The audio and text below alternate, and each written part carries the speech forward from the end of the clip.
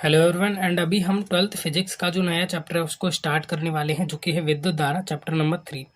Chapter को start करने से पहले मैं इसके बारे में कुछ बातें बता दूं। चैप्टर है बिल्कुल नई इकाई है। ये जो है बिल्कुल नई इकाई है। जो पहले चैप्टर 1 चैप्टर 2 थे वो बिल्कुल एक ही इकाई के अंदर आते थे, जिसे स्थिर वैद्युतिकी कहा जाता है। ये जो चैप्टर बिल्कुल नई इकाई है, इसके बारे में अगर मैं आपको बताऊं तो 10th का बहुत सारा पोर्शन है, जैसे कि ओम का नियम हो गया या फिर विद्युत धारा भी हम 10th में पढ़ चुके हैं। ठीक है, तो उसी को यहाँ पर रिवाइंड करेंगे। तो अगर आपने 10th का थोड़ा बहुत पढ़ा है तो काफ़ी अच्छी तरीके से समझ में आएगा। इसको बोला जाता है करंट इलेक्ट्रिसिटी। इसके बारे में अच्छी तरीके से जानेंगे। और जो आज का हमारा टॉपिक होगा वो भी करंट इलेक्ट्रिसिटी ही होगा, यानी कि विद्युत धारा। इसके और भी कॉन्सेप्ट होते हैं, ओम का नियम वगैरह, उनको नेक्स्ट लेक्चर के अंदर पढ़ेंगे। क्योंकि पहले जो कॉन्सेप्ट है, जो फर्स्ट कॉन्सेप्ट होता है हमारा, वो अच्छी तरीके से क्लियर होना चाहिए। ओके, चलिए आगे बढ़ते हैं। आगे बढ़ने से पहले मैं आपको नोट्स के बारे में थोड़ा सा बता दूं। इस वीडियो के डिस्क्रिप्शन में आपको नोट्स बिल्कुल नहीं मिलेंगे, जैसा कि हमको हमेशा मिलते हैं। क्यों? क्योंकि नोट्स इन द प्रोग्रेस। अभी मैं खुद के नोट्स बना रहा हूँ। अभी चैप्टर 1 और चैप्टर 2 के अंदर आपको जो नोट्स मिले थे, आप सभी को पता है, वो मेरे नहीं थे, ना ही मेरे हैंड रिटन नोट्स थे। ठीक है, अभी जो आपको नोट्स मिलेंगे वो कुछ इस तरीके के होंगे, जो कि मेरे द्वारा, खुद के द्वारा लिखे गए हैं। ओके, यहाँ पर मैं आपको नाम भी लिखा दिख रहा होगा। तो यहाँ पर जो आपको नोट्स मिलेंगे वो मेरे होंगे। ओके, तो यहाँ पर आपको जो भी हैंड रिटन नोट्स मिलेंगे वो मेरे होंगे। और दूसरी बात ये कि आपको यूट्यूब पर मिलेंगे, टेलीग्राम के ऊपर नहीं। ओके, चलिए आगे बढ़ते हैं। अभी तक हमने अध्याय 1 व 2 को पढ़ रखा है। इसके अंदर हमने आवेश को पढ़ा था, लेकिन जो आवेश था वो हमारा स्थिर था, कोई गति नहीं कर रहा था। लेकिन अब हम जब आवेश को पढ़ेंगे, जिस आवेश को पढ़ेंगे वो आवेश गति करेगा। वो आवेश किसी चालक तार ले लिया, मान लीजिए ये कोई चालक तार है, इसके अंदर गति करेगा, इसके अंदर फ्लो होगा, आवेश बहेगा कुछ इस तरीके से, जैसे पानी बहता है। ठीक है, ठीक उसी तरीके से आवेश भी बहेगा, और इसको हम विद्युत धारा कहते हैं, जिसे इस चैप्टर के अंदर पढ़ेंगे। तो मैं आपको स्टार्टिंग करने से पहले ही बता दूं कि चैप्टर 1 और चैप्टर 2 के अंदर हमने क्या है, आवेश स्थिरता, उसका अध्ययन किया था। तो इसको एक ही इकाई के अंदर रखा गया है, जिसको स्थिर वैद्युतिकी कहा जाता है। यानी जो वैद्युत है वो स्थिर है, करंट स्थिर है, आवेश है स्थिर है। ओके, और अभी हम पढ़ेंगे विद्युत धारा को। ये एक नई यूनिट है और अपने आप में ही एक यूनिट है, जिसके अंदर करंट जो है फ्लो होगा। अब करंट फ्लो होगा तो विद्युत धारा को तो पढ़ाने की फिर मेरे को जरूरत ही नहीं है सर। हम सभी समझ चुके, करंट फ्लो होता है, हम इतने तो दिमाग वाले हैं। करंट फ्लो हो रहा है यानी कि करंट गति कर रहा है। तो करंट गति करेगा, आवेश गति करेगा, उसी को हम बोल देंगे विद्युत धारा। तो जब आवेश गति करता है उसको विद्युत धारा कहते हैं। अब सर इसकी परिभाषा कुछ इस तरीके से मैं लिख सकता हूँ कि किसी चालक के अंदर प्रति एकांक समय में आवेश के प्रवाह की दर विद्युत धारा कहलाती है। ये कोई चालक तार है हमारा, इसके अंदर टी समय के अंदर कितना आवेश प्रवाहित हुआ, यही दर विद्युत धारा कहलाएगी। अब मान लीजिए ज्यादा आवेश प्रवाहित हुआ तो विद्युत धारा ज्यादा होगी, और कम आवेश प्रवाहित हुआ तो विद्युत धारा कम होगी। तो आपके घर जब ज्यादा करंट आता है, इसका मतलब ज्यादा आवेश फ्लो हो रहा है, और आपके घर कम करंट आता है, इसका मतलब कम जो है आवेश का फ्लो हो रहा है। तो कभी भी आपकी टीवी डिप डिप करे, समझ जाना करंट कम है, आवेश कम फ्लो हो रहा है। तो ये विद्युत धारा होती है, जिसको हम सभी जानते हैं, हमारे घरों के अंदर भी बहती है। तो अगर मैं इसका सूत्र लिखना चाहूं तो मैं बिल्कुल इजी वे में लिख सकता हूं, I is equal to Q बटा टी। आई सर विद्युत धारा होगी, क्यू आवेश हो गया, और टी समय हो गया हमारा। तो I is equal to Q बटा टी, इसका मतलब क्या हुआ, क्यू आवेश का प्रवाह टी समय में, ये जो क्यू आवेश का प्रवाह है वो टी समय के अंदर हो रहा है, और यही दर हमारी विद्युत धारा कहलाती है। लेकिन ये जो सूत्र है, ये जो विद्युत धारा है, इसको तो आप 10th में भी पढ़ चुके, इसी को आप 12th के अंदर पढ़ोगे नेक्स्ट लेवल। तो इसके अंदर जो ये तो सूत्र है बेसिक सा, इसका यूज नहीं होगा। जनरली जिस सूत्र का हम यूज करेंगे वो होगा आई एवरेज बराबर डेल्टा क्यू बटा डेल्टा टी। क्या है, डोंट वरी, मैं समझा दूंगा सभी आपको इसी टॉपिक के अंदर, ज़्यादा कंटिन्यू नहीं करूंगा। सबसे पहले विद्युत धारा तो आपके समझ में आ गया होगा, आवेश के प्रवाह होता है। अच्छा, आवेश का प्रवाह किधर होता है, क्वेश्चन तो ये है। तो जो आवेश का प्रवाह होता है, कभी आपने बैटरी को देखा है, आपकी जो टॉर्च होती है उसके अंदर जो बैटरी लगी होती है, सेल जिसे हम बोलते हैं। ठीक है, तो जो सेल होता है उसके दो पहलू होते हैं, बैटरी के भी दो पहलू होते हैं, प्लस और माइनस। ठीक है, तो जो करंट है वो किधर फ्लो होता है, प्लस से माइनस की तरफ या माइनस से प्लस की तरफ, प्लस से माइनस की तरफ। ओके, इधर प्लस है इधर माइनस है, तो करंट किधर फ्लो होगा, कुछ इस तरीके से फ्लो होगा। तो करंट की जो दिशा होती है वो हमेशा किधर होती है, याद रखना, प्लस से माइनस की तरफ। लेकिन इलेक्ट्रॉन की दिशा तो इसके विपरीत होती है। जैसे कि मान लीजिए ये एक बैटरी है, तो इसके अंदर जो आवेश की प्रवाह की दर है वो इधर होगी, होगी कि नहीं, प्लस से माइनस की तरफ। लेकिन यहाँ पर मान लीजिए इलेक्ट्रॉन है, तो इलेक्ट्रॉन इधर तो जाएगा नहीं, क्योंकि इलेक्ट्रॉन के ऊपर माइनस आवेश होता है, और माइनस आवेश से प्रतिकर्षित होता है, दूर जाता है, क्योंकि माइनस आवेश को प्लस के साथ रहना पसंद है। ठीक है, जैसे ही प्लस प्लस को अपनी से दूर भेजता है, तो जब आवेश समान होते हैं तो एक दूसरे के साथ रहना पसंद नहीं करते। जैसे कि मैं एग्जाम्पल नहीं दूंगा, रहने दो, वरना थोड़ा कंफ्यूज हो जाओगे आप। ओके, मैंने पिछली वीडियो के अंदर इस तरीके के एग्जाम्पल दिए हैं, आप देख सकते हो। जो माइनस माइनस यानी समान प्रकृति होगी, तो दोनों एक दूसरे से क्या है, विपरीत दिशा में गति करेंगे। और समान प्रकृति नहीं होगी, जैसे माइनस और प्लस, ठीक है, तो आकर्षित करेंगे। ओके, तो यहाँ पर जो इलेक्ट्रॉन है वो किधर जाएगा, प्लस की तरफ ही जाएगा, ये प्लस है तो प्लस की तरफ ही गति करेगा। ठीक है, तो इलेक्ट्रॉन गति करेगा इधर, जबकि आवेश का फ्लो हो रहा है इधर। तो आवेश की गति किधर होती है, प्लस से माइनस की तरफ होती है कि नहीं। लेकिन हम सभी जानते हैं जो माइनस होता है वो प्लस की ओर अट्रैक्ट होता है, तो इलेक्ट्रॉन किधर जाना पसंद करेगा, प्लस की ओर। किधर से, माइनस से। तो इलेक्ट्रॉन इधर और आवेश का प्रवाह इधर। तो इससे हमारे पास क्या निष्कर्ष निकलता है, जो आवेश के प्रवाह की दर है, आवेश के प्रवाह की दर है, वो इलेक्ट्रॉन के प्रवाह की दर के विपरीत होती है। तो कोई भी चालक, आप मान लीजिए ये चालक तार है, इसके अंदर इलेक्ट्रॉन अगर इधर गति कर रहे हैं तो आवेश का प्रवाह इधर होगा, करंट का प्रवाह इधर होगा। तो आपके घर करंट किधर आता है देखो, और बोलो कि भाई इलेक्ट्रॉन इधर जा रहे हैं आप। ओके, इसके थोड़े और गुणों को पढ़ते हैं, जैसे कि ये एक मूल भौतिक राशि है। मूल भौतिक राशि होने का मतलब है ये सभी से अलग है। सभी से अलग होने का मतलब ये है कि आपने आवेश को पढ़ा था तो उसका विमा पढ़ा था, आप आवेश की विमा को पढ़ चुके, है ना। आवेश की विमा को पढ़ा था आपने, हर चीज की विमा को पढ़ा है। लेकिन कुछ चीजें ऐसी होती हैं जिनकी विमा अपने आप में होती है, जैसे कि समय। अब समय की विमा अपने आप में टी होती है। ठीक उसी तरीके से जो विद्युत धारा है, इसकी विमा होती है ए डैश। ठीक है, तो विद्युत धारा की खुद की विमा होती है ए डैश। आई होप आपने विमाओं को पढ़ लिया होगा, जिससे आपको काफी इजी हो जाएगा। ठीक है, तो ये एक मूल भौतिक राशि है, इसका मतलब इसकी जो विमा ए डैश है अलग है। इसका ऐसा नहीं होता कि एम एल ए टी वगैरह हो। जो ए डैश है ये अपने आप में ही क्या होता है, विद्युत धारा। तो अगर कभी भी इसका पूछा जाए विमा, तो वैसे तो पूछा नहीं जाता, तो आपको डायरेक्ट लिख देना है ए डैश। ओके, अब विद्युत धारा जो होती है कोई भी सदिश राशि नहीं होती, ये पूर्णतः एक अदिश राशि होती है। अब आपके मन में हो रहा होगा कंफ्यूजन, कैसे सर, अभी आपने बताया है 2 मिनट पहले कि जो आवेश की प्रवाह की दर प्लस से माइनस की तरफ होती है, तो करंट प्लस से माइनस की तरफ फ्लो करता है, यानी कि इसके अंदर दिशा है। और आपने हमें समझाया था कि सदिश राशि होती है और अदिश राशि होती है। ओके, सदिश वो होती है जिनके अंदर दिशा भी होती है परिमाण के साथ साथ। तो ये जो राशि है इसके अंदर तो दिशा है, इसके अंदर तो दिशा है प्लस से माइनस की तरफ। जैसे कि बल हो गया, तो बल किसी दिशा में लगता है तो उसकी दिशा होती है, इसीलिए बल सदिश राशि है। जबकि मैं वजन की बात करूं या फिर समय की बात करूं, तो समय की कोई दिशा नहीं होती। समय चल रहा है तो चल रहा है, ऐसा नहीं कि उत्तर में चल रहा है दक्षिण में चल रहा है, समय तो चल रहा है। समय एक अदिश राशि हो गई, लेकिन बल किसी दिशा में लगता है, सदिश राशि है। ठीक उसी तरीके से विद्युत धारा प्लस से माइनस की तरफ गति करती है। तो फिर इस हिसाब से देखा जाए तो विद्युत धारा तो सदिश राशि होनी चाहिए, नहीं, ये एक सदिश राशि नहीं होगी, क्योंकि इस सदिश राशि के भी अपने एक गुणधर्म होते हैं। चलिए उनको थोड़ा सा समझ लेते हैं ताकि आपको फ्यूचर में कोई प्रॉब्लम ना हो। सदिश और अदिश दो तरीके की राशियां होती हैं। अदिश को आप समझ ही गए होंगे, जिनके अंदर परिमाण तो हो, जैसे कि समय 2 बज रहे हैं 4 बज रहे हैं, परिमाण तो है लेकिन उसकी कोई दिशा नहीं, जैसे कि उत्तर में बज रहे हैं दक्षिण में बज रहे हैं। अरे ये क्या होता है भाई, 2 बज रहे हैं तो 2 बज रहे हैं। ठीक है, तो इस तरीके की राशियां अदिश राशियां होती हैं।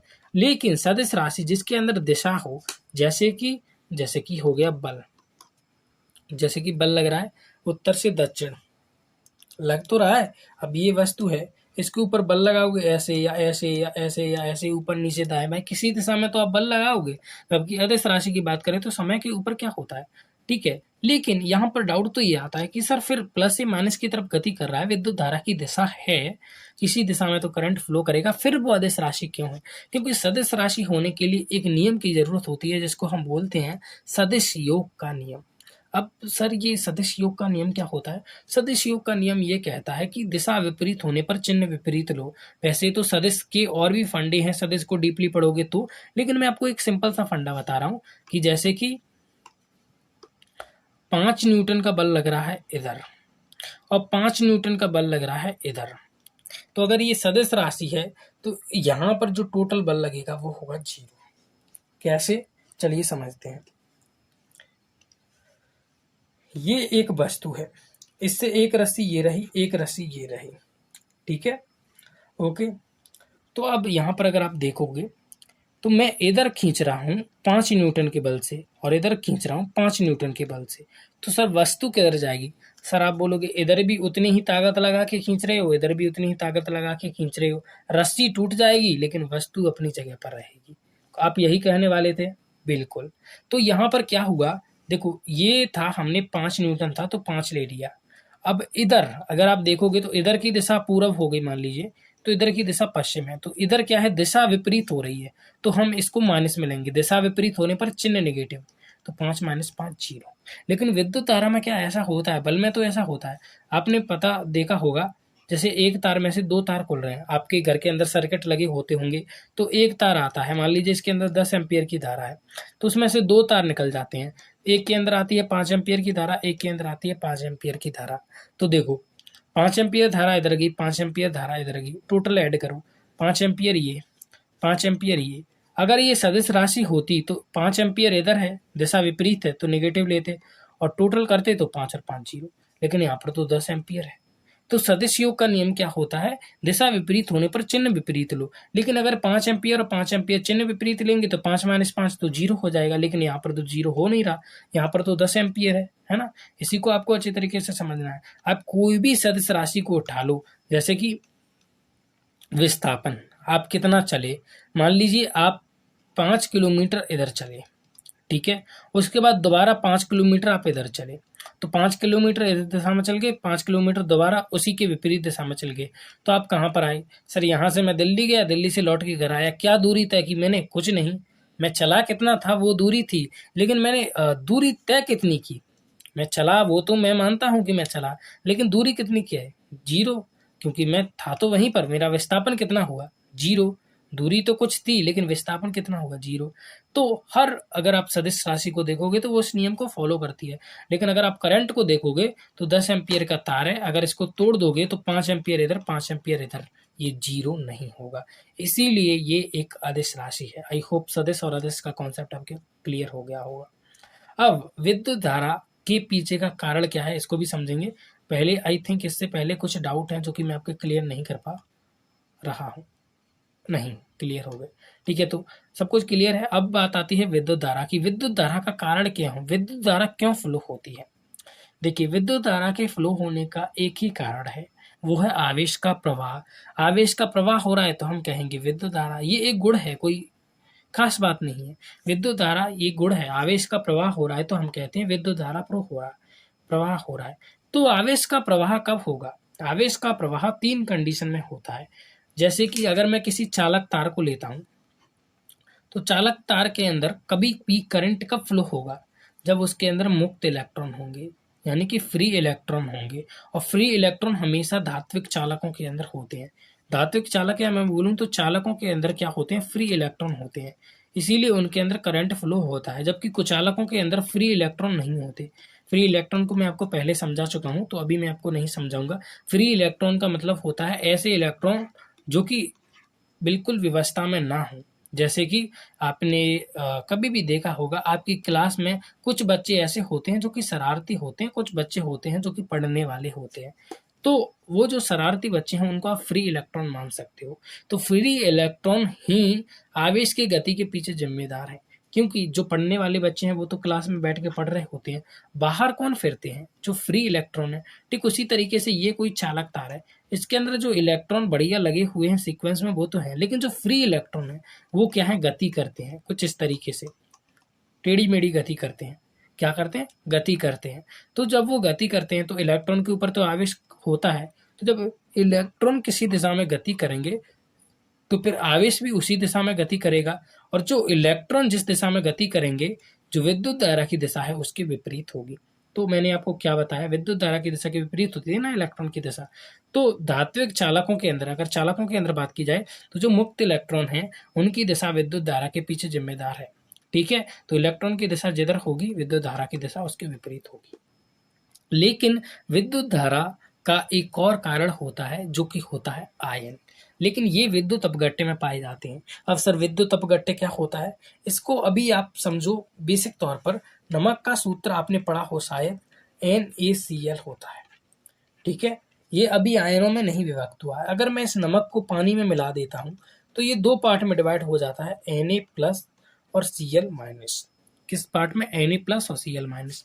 और Na प्लस और Cl माइनस के अंदर डिवाइड होना इसके आयनों में विभक्त होना है, और इन्हीं आयनों की गति के कारण भी विद्युत धारा उत्पन्न होती है। तो विद्युत अपघट्य के अंदर देखा जाए तो आयन की जो गति है वो विद्युत धारा के पीछे जिम्मेदार होती है। दूसरी चीज ये कि सर इसको और भी डीपली समझाओ तो वो नहीं हो पाएगा। आपके केमिस्ट्री के अंदर भी एक चैप्टर है जिसको बोला जाता है धारा विद्युत या विद्युत रसायन, कुछ ऐसा ही है, मेरे को नाम ठीक से याद नहीं आ रहा अभी। तो अगर आप उस चैप्टर को पढ़ोगे तो उसके अंदर आप विद्युत अपघट्य को अच्छी तरीके से पढ़ोगे और इस चैप्टर का भी अच्छी तरीके से रिवाइज कर लोगे, क्योंकि दोनों सेम है, बस नाम का फर्क है। उसके अंदर हम इसके अंदर हम पढ़ते हैं मुक्त इलेक्ट्रॉन के कारण विद्युत धारा, उसके अंदर आप पढ़ोगे आयन के अंदर विद्युत धारा। और एक और विद्युत धारा होती है जो कि होती है इलेक्ट्रॉन व होल्स के कारण, जो कि अर्धचालकों के अंदर होती है। तो तीनों के अंदर अलग अलग होगी। धात्विक चालक जो होंगे उनके अंदर किसके कारण हो गई? मुक्त इलेक्ट्रॉन के कारण। जबकि विद्युत अपघट्य के अंदर किसके कारण होती है? आयन के अंदर। जब अर्धचालकों को पढ़ोगे आप, 12th की फिजिक्स के ही अंदर चैप्टर दिया है अर्धचालक, तो उसके अंदर आपको पता चल जाएगा ये होल्स क्या होते हैं और इनके कारण कैसे विद्युत धारा उत्पन्न होती है। ओके, आई होप आपको ये कॉन्सेप्ट भी क्लियर हुआ होगा। इसके बारे में और भी अच्छे तरीके से पढ़ते हैं। इसका जो SI मात्रक होता है वो होता है एम्पियर। आप सभी को पता चल गया होगा, अभी मैंने आपको बताया था। विद्युत धारा का जो मेन सूत्र होता है वो ये होता है, जो कि मैंने आपको स्टार्टिंग में ही बताया था, I average is equal to delta Q बटा delta Q, delta T. Delta Q क्या होता है यहाँ पर? ये होता है नेट आवेश, और डेल्टा की क्या होता है? डेल्टा टी समय अंतराल होता है। आई तात्क्षणिक भी एक सूत्र होता है जिसको बोलते हैं आई तात्क्षणिक, इसको तत्काल के लिए निकाला जाता है, जो बराबर होता है डी क्यू बटा डी टी के। चलिए इसको अच्छे तरीके से समझते हैं। सबसे पहले समझते हैं आई एवरेज क्या होता है। इसका जो सूत्र निकल के आता है वो होता है डेल्टा क्यू बटे डेल्टा टी। देखो अभी हम छोटे बच्चे तो रहे नहीं, हम क्लास 12th के अंदर आ गए, तो जो हमारी इंटेलिजेंस है वो थोड़ी सी हाई लेवल पर पहुंच गई। तो हमारे अंदर क्वेश्चन ये नहीं कहेगा कि 1 सेकंड में इतना आवेश प्रवाह हो रहा है तो विद्युत धारा को ज्ञात कीजिए। वो हमसे क्वेश्चन में अगर पूछेगा भी तो वो इस तरीके से पूछेगा कि पहले समय था मान लीजिए T1, पहले कितना हो रहा था समय T1, अब हो गया T2। तो जब समय T1 था तो आवेश का प्रवाह हो रहा था Q1, अब जब समय T2 हो गया तो आवेश का प्रवाह हो रहा है Q2। अब आप मेरे को विद्युत धारा बताइए, अब आप कैसे बताओगे इसको? बिल्कुल सिंपल से एग्जांपल की तरीके से मैं आपको समझाना चाहूंगा। देखिए, विद्युत धारा को आप अपनी एक गाड़ी मान लो, और ये गाड़ी है आपकी लैम्बोर्गिनी। आपको जाना है आपके घर, आपने 40 किलोमीटर की दूरी तय की लैम्बोर्गिनी से आधे घंटे के अंदर, ठीक है। आधे के घंटे के अंदर आपने 40 किलोमीटर की दूरी तय की, तो क्या ये आपकी स्पीड निश्चित है? जैसे कि मान लीजिए, मैं यहाँ पर ज़्यादा घुमाऊंगा नहीं, आपको सीधा बोल देता हूँ।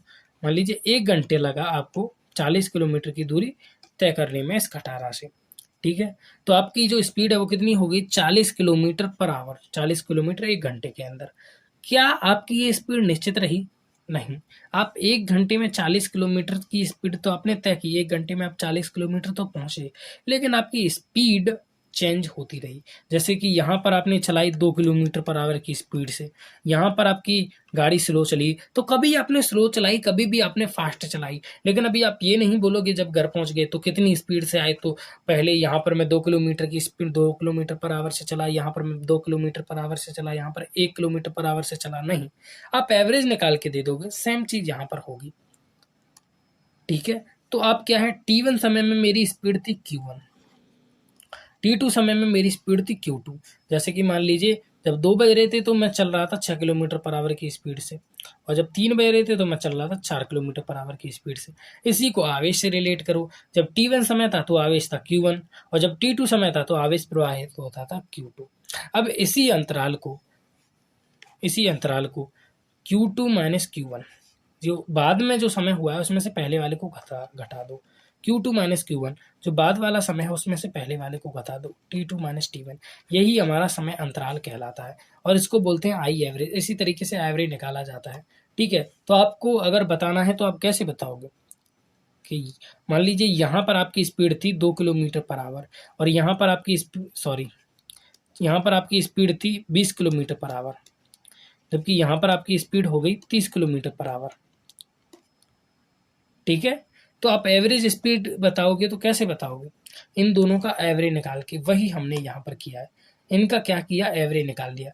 डेल्टा क्यू का मतलब हो गया Q2 माइनस Q1, यानी कि दोनों आवेश का अंतराल, पहले आवेश कितना था, अब आवेश की प्रवाह की दर कितनी है, टी समय, यानी कि पहले समय में कितना था, अब समय कितना है, T2 माइनस की T1। ठीक है, तो इस माइनस करके जो हमारे पास विद्युत धारा निकलेगी वो होगी आई एवरेज। आई होप आपकी समझ में आई होगी, अगर नहीं समझ में आई तो वीडियो को रिवाइंड करके देख ले। उसके बाद आती है आई तात्क्षणिक। ये क्या होती है, हमें अगर तत्काल में कोई विद्युत धारा लेनी है तो उसको कैसे लेंगे? मान लीजिए तत्काल में भी हमें विद्युत धारा चाहिए, तो इसके लिए हम एक पॉइंट को सिलेक्ट करते हैं। ये छोटा सा एरिया हमने सिलेक्ट किया है, ये छोटा सा एरिया के अंदर छोटे से समय के अंदर कितना करंट फ्लो हो रहा है। ठीक है, जैसे कि इसी गाड़ी का एग्जांपल मैं लेता हूँ। इस गाड़ी की मेरे को करंट में स्पीड चाहिए हो, करंट में अभी, तो मैं क्या करूंगा भाई, अभी की स्पीड को देख ले। बाद में तो मान लीजिए तूने स्पीड चेंज भी कर दी, मुझे तो अभी की स्पीड देखनी है। तो अभी की स्पीड देखना यानी कि छोटे समय की स्पीड देखना, इसको हम डी से दर्शाते हैं। जैसे कि दो अंतरालों को हम डेल्टा से दर्शा देते थे, ठीक उसी तरीके से जो स्पीड होती है उसको हम डी से दर्शा देते हैं। तो इसका सूत्र होगा डी क्यू बटा डी टी। डी क्यू बटा डी टी, इसको क्या होगा, डी क्यू बटा डी टी, यहाँ पर आएगा टी टी, सॉरी। तो डी टी का मतलब क्या होगा, छोटे से समय में छोटे आवेश के प्रवाह की दर, और ये जो है हमारी आई तात्क्षणिक कहलाती है। दोनों सूत्र आपको मैंने पहले से ही यहाँ पर लिख दी है। तो आई एवरेज क्या हुआ, नेट आवेश, नेट आवेश यानी पहले आवेश कितना था, आवेश कितना है। ठीक है, पहले आवेश कितना प्रवाहित होता था, अब आवेश कितना प्रवाहित होता है, तो दोनों का अंतराल, और डेल्टा टी क्या है, दोनों समयों का अंतराल। ठीक है, और आई तात्क्षणिक क्या हो गया, डी क्यू बटा डी टी, यानी कि करंट का। तो ये आई तात्क्षणिक हो गया। इसके अलावा एक और टॉपिक है जो कि मैं आपको यहाँ पर बता दूं, चालक में जो प्रवाहित धारा होती है वो अनुप्रस्थ काट के अंदर परिवर्तन के ऊपर डिपेंड नहीं करती। अनुप्रस्थ काट यानी कि यहाँ पर चालक है, यहाँ पर 5 एम्पियर की धारा प्रवाहित हो रही है। अब यहाँ पर ये जो चालक है थोड़ा सा मोटा हो गया, तो उसकी काट में चेंज आ गया, तो क्या अब इसके अंदर 2 एम्पियर की धारा प्रवाहित होगी? नहीं, इसके अंदर भी अभी भी 5 एम्पियर की धारा प्रवाहित होगी। हाँ, जो इसका आवेश घनत्व है वो कम हो गया होगा। अब कुछ धारा घनत्व है वो कम हो गया होगा। आवेश तो कहना ही बंद कर दो, अब तो धारा का हो सीधी, तो धारा घनत्व है वो कम हो गया होगा। अब क्वेश्चन आता है सर धारा घनत्व क्या होता है, तो धारा घनत्व को हम पढ़ेंगे नेक्स्ट लेक्चर के अंदर। इसके अलावा ओम का नियम पढ़ेंगे हम नेक्स्ट लेक्चर के अंदर। ओके, तो अभी तक हमने जो भी पढ़ा है ना उसको एक बार फटाफट से रिवाइंड कर लेता हूँ।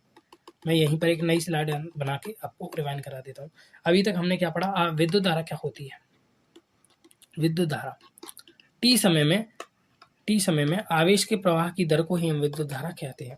इसका सूत्र क्या होता है, आई एवरेज बराबर डेल्टा क्यू बटा डेल्टा टी।